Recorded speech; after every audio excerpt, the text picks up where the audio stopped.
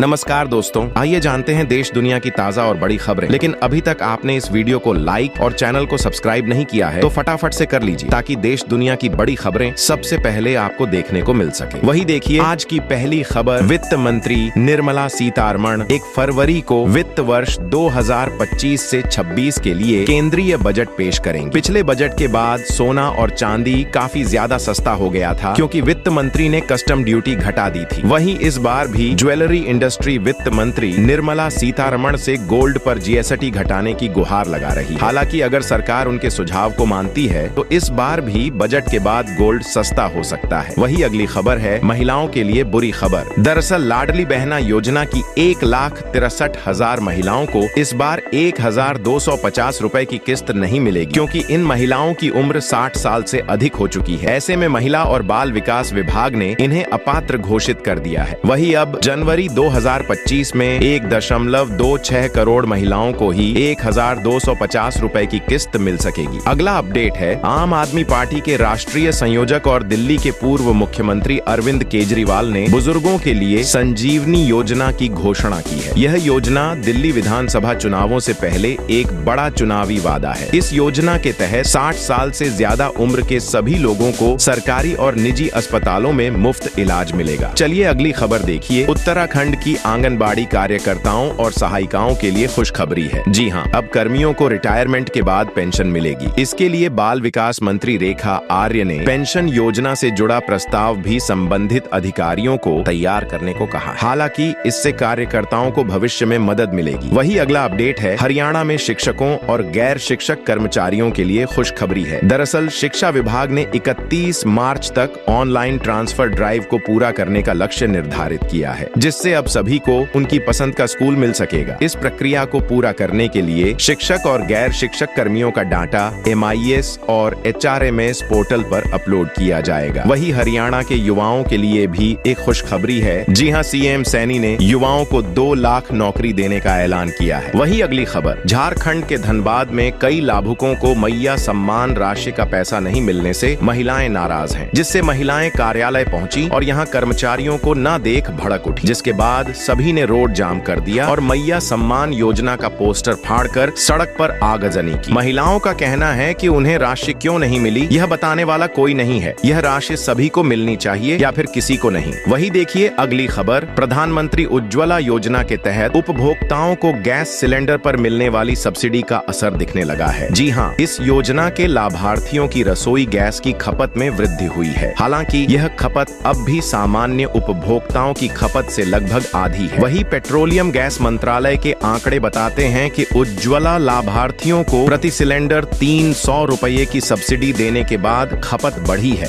वही देखिए अगला अपडेट, राजस्थान को सुंदर और साफ रखने के लिए हेरिटेज नगर निगम अब सख्त कदम उठाने जा रहा है। जी हाँ, दरअसल जयपुर में अब खुले में कचरा फेंकने वालों पर भारी जुर्माना वसूलने की तैयारी की जा रही है। ऐसे में उन लोगों से अब 200 रुपए से लेकर 5,000 रुपए तक का जुर्माना वसूला जाएगा, जबकि इस संबंध में निगम आयुक्त ने आदेश जारी कर दिया है। चलिए अगली खबर, India post payment bank limited ने असिस्टेंट मैनेजर और सीनियर मैनेजर के पदों पर भर्ती निकाली है। वही उम्मीदवार आवेदन की आखिरी तारीख यानी 10 जनवरी तक अप्लाई कर सकते हैं। इसके अलावा ओडिशा कर्मचारी चयन आयोग ने भी LTR के 7,000 से अधिक पदों पर वैकेंसी निकाली है। इस भर्ती के लिए आवेदन की प्रक्रिया शुरू हो चुकी है। इच्छुक उम्मीदवार आवेदन कर सकते हैं। देखिए अगली खबर, ऑनलाइन फूड एग्रीगेटर जोमैटो अब 15 मिनट में खाना डिलीवर करेगा। जी हाँ, कंपनी ने अपने ऐप पर ग्राहकों के लिए 15 मिनट में फूड डिलीवर करने का नया ऑप्शन शुरू कर दिया है। हालांकि रेस्टोरेंट से डिलीवरी का लोकेशन 1.5 किलोमीटर से कम होनी चाहिए। वही अगला अपडेट है, बिहार में अब ट्रैफिक नियमों के उल्लंघन पर पुलिसकर्मी मोबाइल से तस्वीर खींचकर चालान नहीं काट सकेंगे। हर हाल में हैंड हेल्ड डिवाइस से ही चालान काटकर जुर्माना वसूला जाएगा। आपको बता दूं कि पुलिस मुख्यालय को मिली शिकायतों के बाद यह निर्देश जारी किया गया है। वही इस नियम का उल्लंघन करने पर संबंधित पुलिसकर्मी व पदाधिकारी पर भी कार्रवाई की जाएगी। अगली खबर है, महाराष्ट्र के बुल्हाना शहर में अजब बीमारी फैल रही है। दरअसल यहाँ के 3 गांवों में पिछले 3 दिन में अचानक 60 लोग गंजेपन का शिकार हुए। शहर के शेगांव तहसील के बोंडगांव, कालवड़ और हिंगना गांवों में बच्चों से लेकर बूढ़ों तक सभी लोगों के बाल झड़ने लगे हैं। इससे सभी गंजे बच्चे होते जा रहे हैं, यहाँ तक कि महिलाएं भी इसका शिकार हो रही हैं। चलिए अगली खबर है, कोरोना जैसे वायरस HMPV का यूपी में पहला केस मिला है। दरअसल लखनऊ में 60 साल की महिला पॉजिटिव पाई गई है। बलरामपुर अस्पताल के निदेशक डॉक्टर सुशील चौधरी ने दैनिक भास्कर से इसकी पुष्टि की है, जबकि बुधवार को महिला मरीज को KGMU में भर्ती कराया गया। महिला को बुखार था और सांस फूल रही थी। डॉक्टरों ने प्राइमरी इलाज के बाद महिला को बलरामपुर हॉस्पिटल रेफर किया। इसके अलावा बिहार से सटे पश्चिम बंगाल में एक केस पाया गया है। यहाँ 5 महीने के बच्चे में यह वायरस मिला है, जबकि बिहार सरकार और पटना जिला प्रशासन HMPV ह्यूमन मेटान्यूमो वायरस को लेकर अलर्ट मोड में है। चलिए अगला अपडेट है, मशहूर पत्रकार, कवि और फिल्म निर्माता प्रीतिश नंदी का 73 वर्ष की आयु में बुधवार को मुंबई में निधन हो गया है। नंदी को शिवसेना के पूर्व राज्यसभा सदस्य के रूप में उनके राजनीतिक जीवन और पशु अधिकारों के लिए उनके काम के लिए भी जाना जाता है। वहीं इसके अलावा समाजवादी पार्टी के संस्थापक और यूपी के पूर्व मुख्यमंत्री मुलायम सिंह यादव के छोटे भाई और अखिलेश यादव के चाचा राजपाल सिंह यादव का निधन हो गया है। वे लंबे समय से बीमार चल रहे थे और गुरुग्राम के एक अस्पताल में उनका इलाज चल रहा था। गुरुवार की सुबह 4 बजे उन्होंने आखिरी सांस ली। हालांकि इनका अंतिम संस्कार सैफई में ही होगा। ईश्वर इन दोनों लोगों की आत्मा को शांति प्रदान करे। वही देखिए अगली खबर, प्रयागराज में आयोजित हो रहे महाकुंभ में हरियाणा के मुख्यमंत्री नायब सैनी भी जाने की तैयारी कर रहे हैं। उन्होंने खुद इसकी घोषणा की है। उन्होंने कहा है कि वह महाकुंभ में जाएंगे। इतना ही नहीं, हरियाणा से जाने वाले श्रद्धालुओं के लिए भी सरकार की ओर से विशेष व्यवस्था की गई है। वहीं इधर महाकुंभ को लेकर रेलवे ने भी मध्य प्रदेश के यात्रियों की सुविधा के लिए 40 ट्रेन चलाने जा रहा है।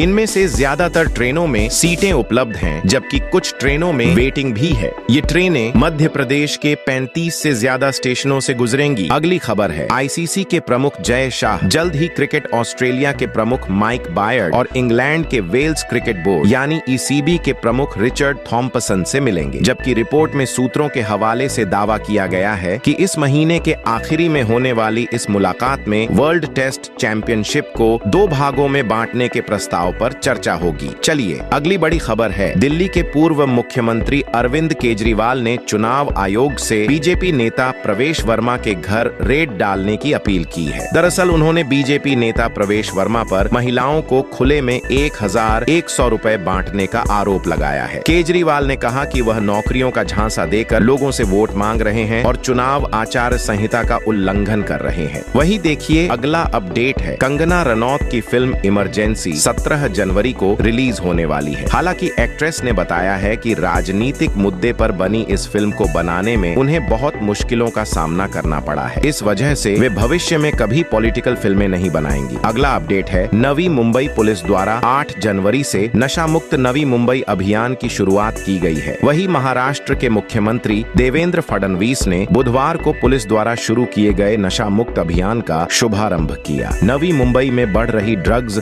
और अन्य नशाखोरी को रोकने और युवाओं को नशे की लत से दूर रखने के लिए पुलिस ने यह अभियान शुरू किया है। वही देखिए अगली खबर है, आंध्र प्रदेश के तिरुपति बालाजी मंदिर में बुधवार देर रात 9 बजे वैकुंठ द्वार दर्शन टिकट काउंटर के पास भगदड़ मच गई, जिससे इस हादसे में एक महिला समेत 6 लोगों की मौत हो गई और 40 लोग घायल हो गए हैं। घायलों को उपचार के लिए अस्पताल भेजा गया है। वही इसके अलावा आपको पता होगा कि हाथरस में भोले बाबा के सत्संग के दौरान 2 जुलाई 2024 को भगदड़ से 121 लोगों की मौत हुई थी, जिससे नाराज इलाहाबाद हाईकोर्ट ने हाथरस के तत्कालीन DM और SSP को जवाबी हलफनामे के साथ 15 जनवरी को कोर्ट में पेश होने के लिए आदेश जारी किया है। चलिए अगली बड़ी खबर देखिए, हरियाणा पंजाब के शंभू बॉर्डर पर चल रहे किसान आंदोलन के दौरान गुरुवार को एक किसान ने सल्फास खाकर आत्महत्या कर ली है। वही किसानों ने बताया कि गुरुवार सुबह लंगर स्थल के पास ही तरन तारण जिले के पहुविंड गांव में रहने वाले रेशम सिंह ने सल्फास खाया, जिसके बाद पटियाला के राजेंद्रा अस्पताल में भर्ती कराया गया, जहां उसने दम तोड़ दिया। हालांकि इधर किसान नेता तेजबीर सिंह ने कहा कि रेशम शंभू और खनौरी बॉर्डर पर 11 महीने से आंदोलन के बावजूद सरकार की तरफ से इसका समाधान न निकालने से नाराज था। चलिए अगली बड़ी खबर, लखनऊ में CRPF बटालियन में एक जवान ने खुद को गोली मारकर आत्महत्या कर ली। मृतक जवान बिहार राज्य का रहने वाला है। वही एक जालौर जिले के भीनमाल रामसीन रोड पर देर रात एक तेज रफ्तार कार अनियंत्रित होकर पलट गई, जिससे कार सवार 2 युवकों की मौके पर ही मौत हो गई, जबकि 2 अन्य घायल हो गए हैं। इसके अलावा तमिलनाडु में एक भीषण सड़क हादसा हो गया है, जिसमें 4 लोगों की मौत हो गई, जबकि 30 लोग घायल हुए हैं। वही पेट्रोल डीजल की बात करें तो दिल्ली में पेट्रोल की कीमत 94 रुपए 77 पैसे और डीजल की कीमत 87 रुपए 67 पैसे प्रति लीटर है। वही मुंबई में पेट्रोल की कीमत 103 रुपए 50 पैसे और डीजल की कीमत 90 रुपए 3 पैसे प्रति लीटर है, जबकि कोलकाता में पेट्रोल की कीमत 105 रुपए 1 पैसा और डीजल की कीमत 91 रुपए 62 पैसे प्रति लीटर है। वही चेन्नई में पेट्रोल की कीमत 100 रुपए 80 पैसे और डीजल की कीमत 92 रुपए 39 पैसे प्रति लीटर है। वही सोने चांदी के भाव पर नजर डाले तो आज 22 कैरेट सोने का दाम 72,060 रुपये, जबकि 24 कैरेट सोने का दाम 78,830 और 18 कैरेट सोने का दाम 59,130 रुपए पर कारोबार कर रहा है, जबकि 1 किलो चांदी की कीमत 92,400 रुपए चल रही है। चलिए अब समय हो गया है मौसम समाचार जानने का। देश के अधिकांश हिस्से कड़कड़ाती ठंड और घने कोहरे की चपेट में है, जबकि उत्तर प्रदेश में कड़ाके की ठंड के बीच चल रही तेज रफ्तार पछुआ हवाओं ने गलन को बढ़ा दिया है। इधर राजधानी दिल्ली में अगले कुछ दिनों तक तापमान कम रहने और बारिश की संभावना है। हालांकि पहाड़ी इलाकों में बर्फबारी के चलते सर्दी का प्रभाव और बढ़ गया है, जबकि जम्मू कश्मीर और हिमाचल प्रदेश में ठंड अपने चरम पर है। इधर पंजाब और हरियाणा में घने कोहरे का असर साफ दिखाई दे रहा है। तो दोस्तों, मुझे उम्मीद है कि इस वीडियो से आपको बहुत कुछ जानने और सीखने को मिला होगा। अगर इसी तरह से जुड़ी वीडियो देखना चाहते हैं तो हमारे डेली न्यूज हिंदी चैनल को सब्सक्राइब और पेज को फॉलो करें। जय हिंद, जय भारत, वंदे मातरम।